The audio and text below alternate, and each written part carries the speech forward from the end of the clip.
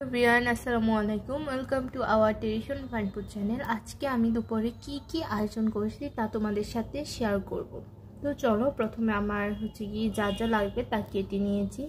আজকে দুপুরে দুইটা জিনিস আইটেম করা হবে, একটা গিয়ে খিচুড়ি এবং আরেকটা গলদা চিংড়ি।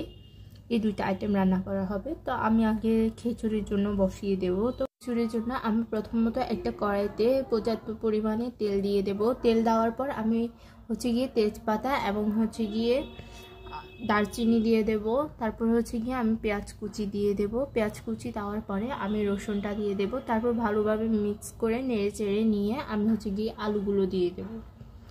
আলুগুলো দেওয়ার পর আলুগুলো একটু ভাজি ভাজি করে নেব। তারপর ভাজি হয়ে গেলে আমি দিয়ে দেব লবণ, দিয়ে দেব মরিচ গুঁড়ো, হলুদ গুঁড়ো এবং মশলার গুঁড়ো। সাথে আমার কাছে রাঁধুনি প্যাকেট ছিল, আমি ওইটাও দিয়ে দিলাম। তারপর ভালোভাবে মিক্স করে নিয়ে আমি দিয়ে দেব চাল আর ডাল।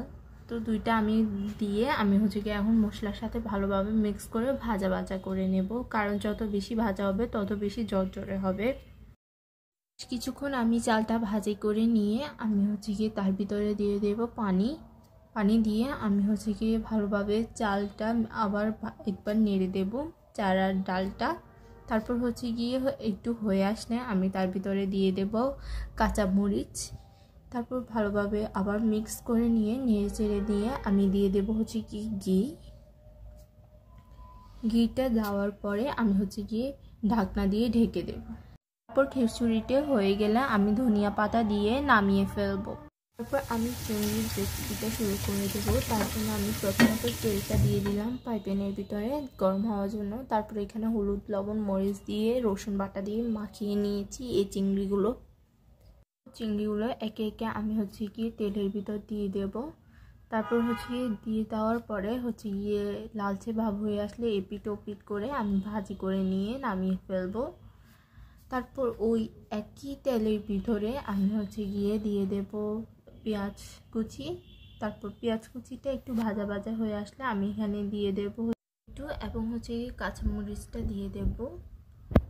তারপর এগুলো দিয়ে আমি পেঁয়াজটার সাথে মিক্স করে নেব। এগুলো আমি দিয়ে দেব লবণ, তারপর মরিচ গুঁড়ো, হলুদ গুঁড়ো, তারপর আমি একটু মশলার গুঁড়ো দিয়ে দিলাম। তারপর ভালোভাবে আমি এখন এগুলো মিক্স করে নেব। একটু পানিও দিয়ে দিলাম যাতে বেজে না যায়, তাই আমি পানি দিয়ে দেব। তারপর মাছগুলো দিয়ে দেব।